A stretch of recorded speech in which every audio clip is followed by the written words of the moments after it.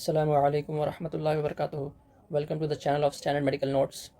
So this will be the last video of the chest X-ray series.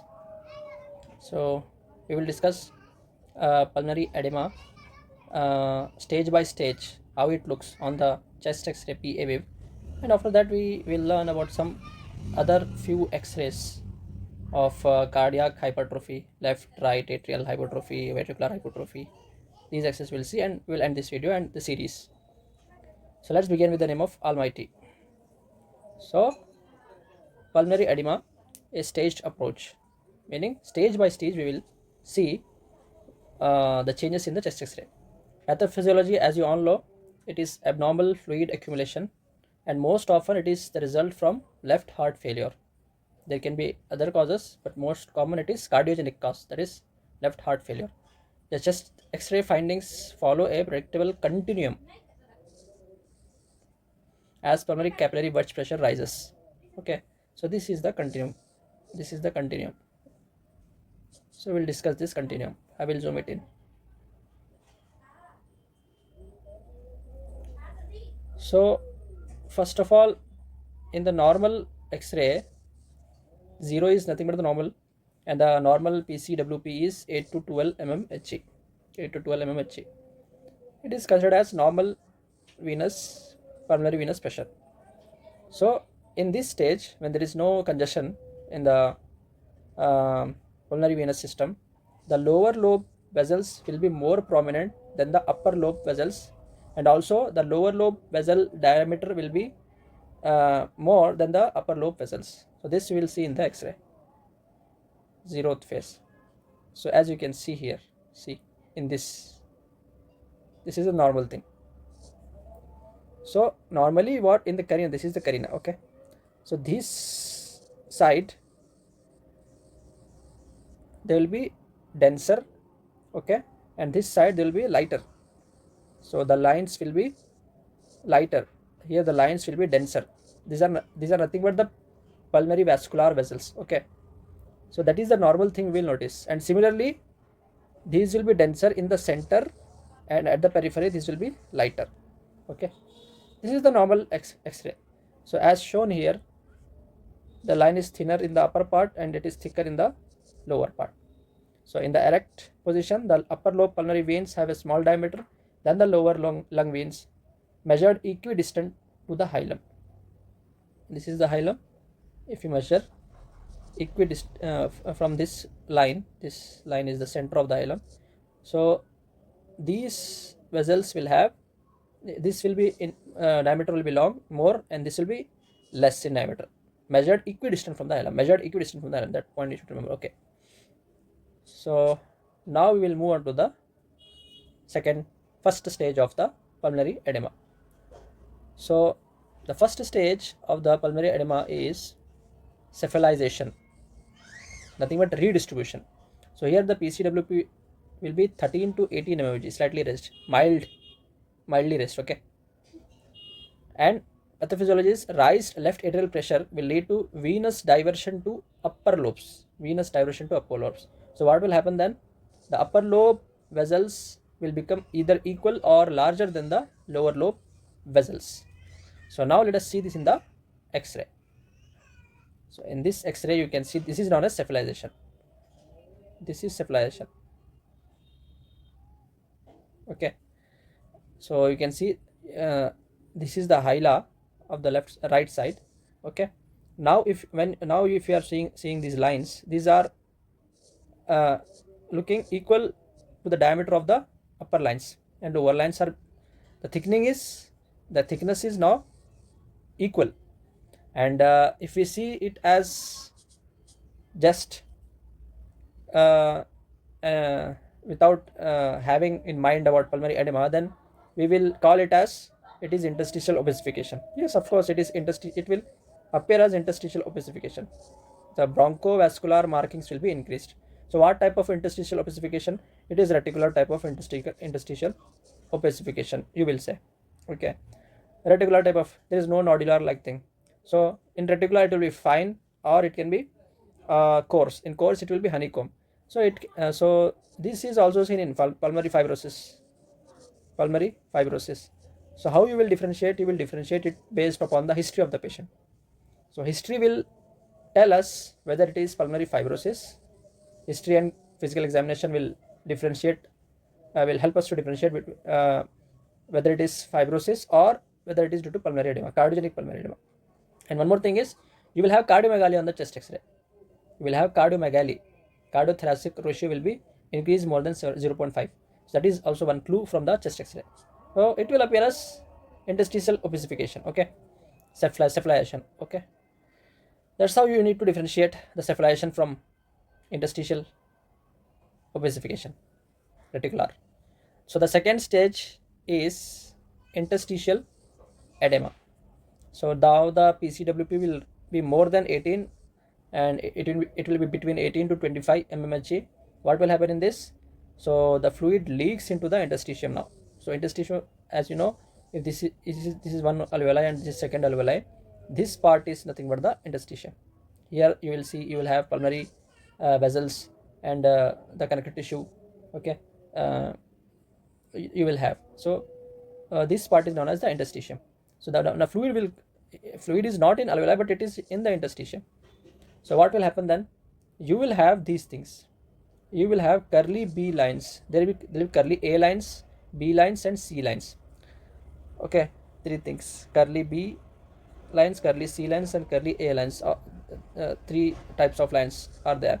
So Kerley B lines are short peripheral horizontal lines. Short peripheral horizontal lines. They represent thickened septa because of interstitial edema. Interstitial edema due to leakage of fluid. That is one thing you will have. Second thing you will have is peribronchial cuffing. So thickened bronchial walls because of adsorbent because of adsorbance of the fluid. The bronchial walls will become thickened, and these will appear as small openings surrounded by opacity. Around the hilar region. I will show it. Okay, so Kerley B lines and peribronchial cuffing. Now let us see the chest X-ray. See, this is the chest X-ray. I said no, the A lines, B lines, and C lines. So A lines are nothing but same thing, but you will see those lines in the center part. Okay, central part of the chest X-ray. Central part meaning medially, and Kerley B lines you see in the peripheral part. Okay, so that is the thing. That is the difference between Kerley A lines and B lines. So A lines are seen centrally. So if I zoom it, this is the hila. Okay, you see this these are engorgement of the pulmonary vessels. Okay, engorgement of pulmonary vessels. And these lines, this is one line, you can see this one, and here you can see.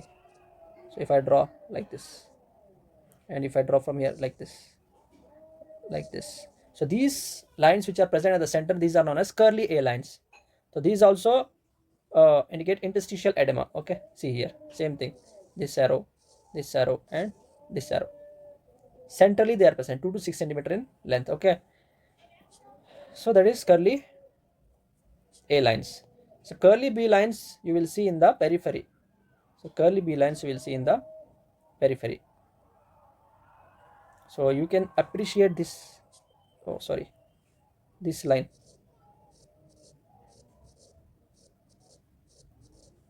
And this line.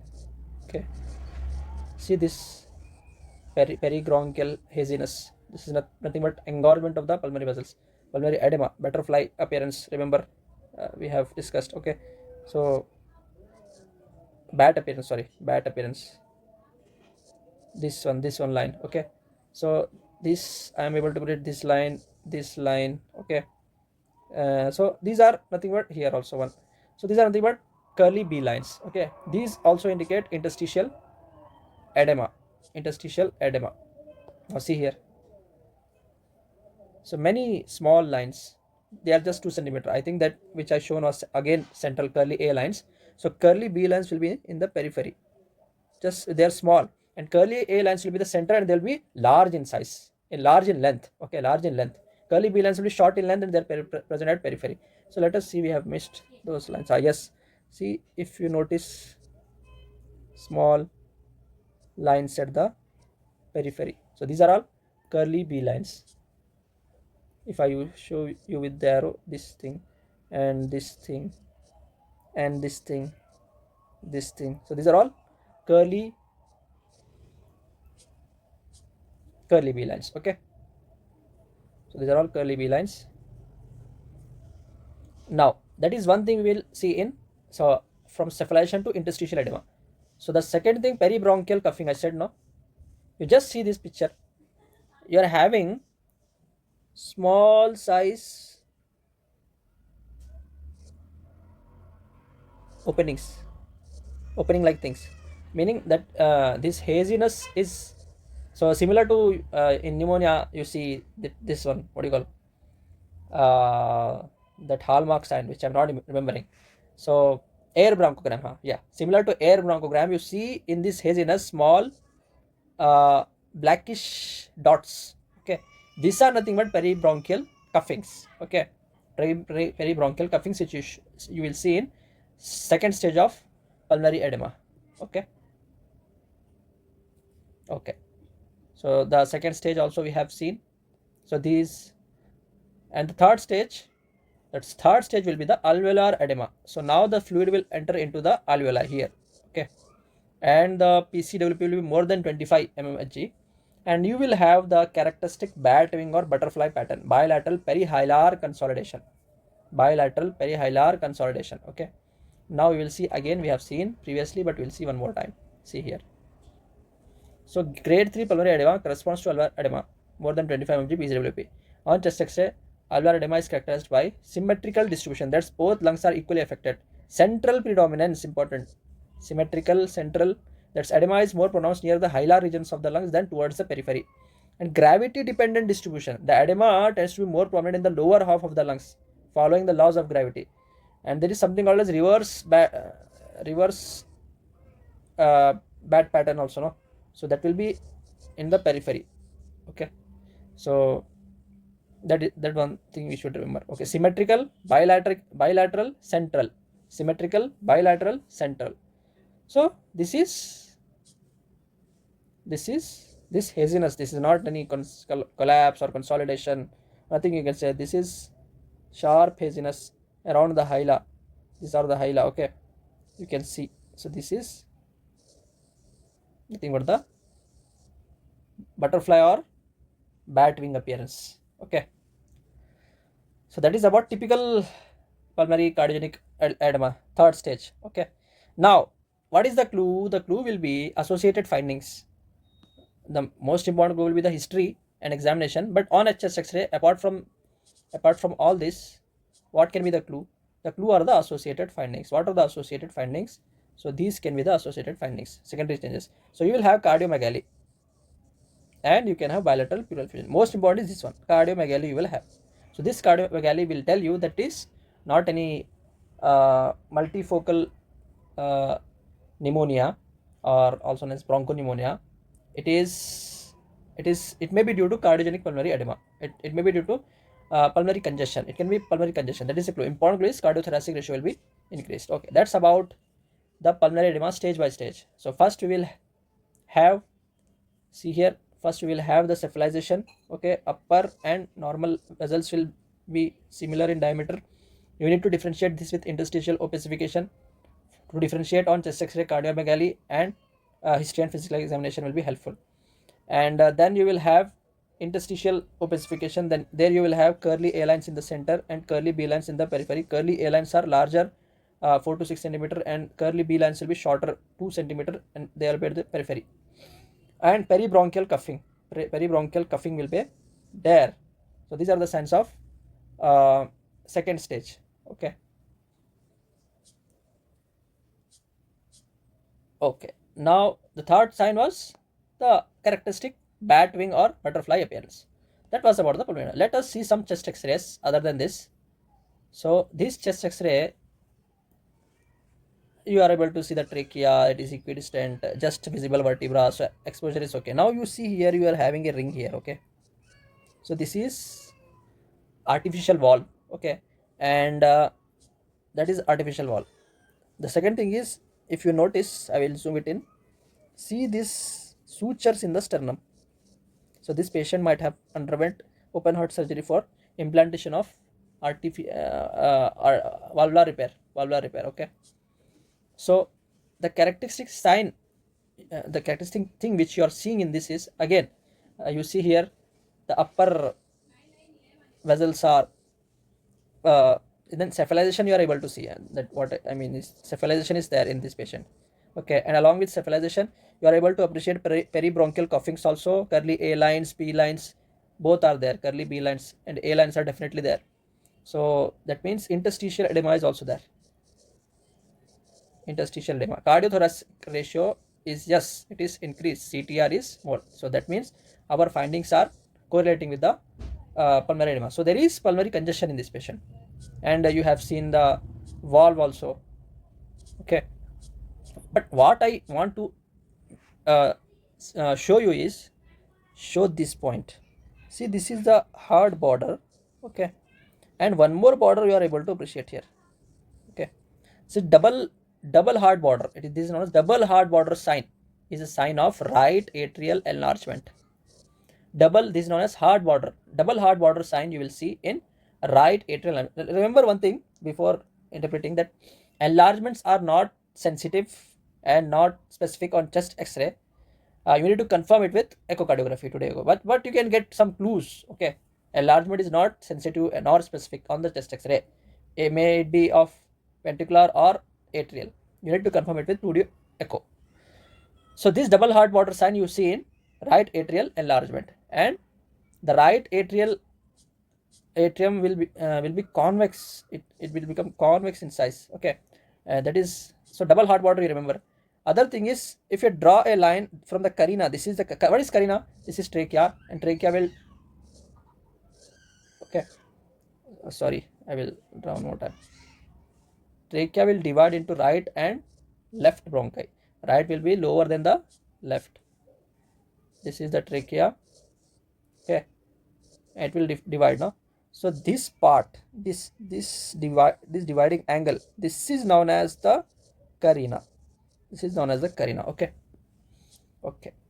In enlargement of the, what do you call this one, atria, this angle will be increased. Widening of the carina you will see, this angle will be increased. So widening of the carina you will see in right in atrial enlargements. Okay, atrial enlarged you will see widening of the carina. I think there is associated, I think this is my memory shadow actually.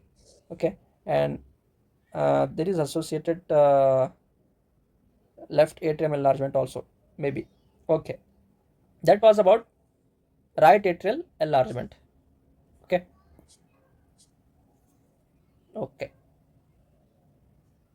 So we will see other chest X-rays. See this chest X-rays, again you are seeing widening of the carina here. So these are, so again you are able to see cephalization, peribronchial cuffings, Kerley A lines you are able to see, memory shadows are there. Okay, and but you are able to see here the left dome of diaphragm is very much depressed than the right dome of diaphragm. Okay, this is an important sign in left ventricular hypertrophy. Left dome of the diaphragm will be depressed by this left enlarged left atrium. Okay, but I what I want to show is, here there is definitely there is widening of carina. So this border is actually not raised in normal chest X-ray. You will see some the shadow of aorta and then pulmonary artery. Okay, after that pulmonary artery you will not have this shadow, you will have this flat like this type of border, but here you can see slight enlargement. Okay, slight enlargement of this here, this thing.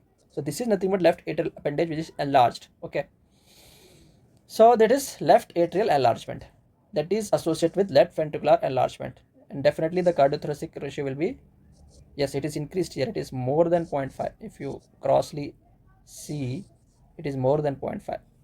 if I take this maximum to here, approximately is more than 0.5. Okay, there is cardiomegaly also. Okay, now we move to the other chest X-ray. This is, here we are able to grossly able to appreciate the left ventricular enlargement. See the left, this is the aorta. Okay, yeah, you are seeing the left atrial appendage also, and this is the left ventricular border which has become rounded, and the dome of the diaphragm is depressed. So this you see in left ventricular hypertrophy. Okay, left ventricular double border sign also you are able to see. This is one shadow and this is second shadow. So I think there is right atrial enlargement also. Okay, we don't know. We need to confirm it 2D echo. So here the important thing which I want to show is this where there is left ventricular hypertrophy. So this border will be enlarged and the apex will be rounded. It will become rounded and this diaphragm will be depressed. Okay. Okay. Now we'll move to the other X-rays. You see, this is an X-ray of tetralogy of Fallot actually. So there is enlargement of the right atrium here, right ventricle. So what I want to show is because of the enlargement of the this is the right ventricular border and this is the left atrial border. Okay. Here you are able to see angle between the right ventricular border and the right and the diaphragm. So this is characteristically seen in right, this angle when it is present is seen in right ventricular enlargement or right ventricular hypertrophy. And if you see it, it appears as boot shape. Okay, it is appearing like boot shape. So boot shape characteristically you see it in tetralogy of Fallot. Okay, so the main point I want to show here is this angle. So when this is present, maybe that is due to right ventricular hypertrophy. Now this is some other chest X-ray. What I want to show is here. So you are seeing here widening of the mediastinum. Is it okay? And you are seeing a mass like thing, and the angle is obtuse. Okay, it is some mediastinal mass, of course.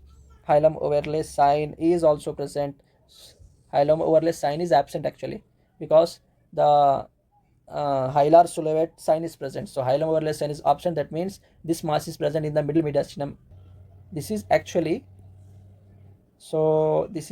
aortic dissection, because in aortic dissection only you will see widening of the mediastinum. This is not aortic aneurysm. This is aortic. There is widening of mediastinum. So this is aortic dissection. Okay, this is aortic dissection. So depending on patient presentation, you will make it clear. This is aneurysm of the aorta, a well circumscribed mass. Okay, this is aneurysm of the aorta, and then you are having the left atrial border. So you need to differentiate it with pulmonary mass. Okay, this is obtuse only. Angle is obtuse, so it is a mediastinal mass. But there is no hilum overlay sign. Hilum overlay sign here it is. Yes, a hilum overlay sign is absent here. Okay, so the mass is in the mediastinum. So now you need to confirm it with CT scan, and it is actually aortic aneurysm. Same thing, see here. This is also aortic aneurysm. Okay, this is obtuse angle, and this silhouette sign is absent, meaning hilum overlay sign is absent here. Silhouette sign is present. So the mass in the mediastinum. So what is that mass? You need to CT scan. So actually it is aortic aneurysm. Okay. So one important abdominal X-ray I want to say, which is very important. So when there is perforation of any viscous in the abdomen, you need to remember this sign. So you will see air in the these are the diaphragms. This is the right diaphragm, and this is the right diaphragm. This is left. This is left, and this is right. Okay. So here you are seeing blackish thing. No, this is air. Okay. So air under the diaphragm is nothing but signals perforation of viscous. Okay, you can order erect chest X-ray abdomen, patient presenting with acute abdominal pain. You can order erect chest X-ray abdomen, and if you see this sign, then that confirms that is perforation of some viscous. So by this we end our series of chest X-ray part, and I have also learned many things, and I hope that you have also learned many things. We will be coming back with some new topic. So we have discussed cardinal manifestations of cardiac diseases till now. Next, from the next series, I will be discussing about the vascular part, the cardinal manifestation of vascular diseases. Okay, in the cardiac cardinal manifestation of cardiovascular disease only, but I will be focusing on the second thing, that is vascular part. Okay, thank you.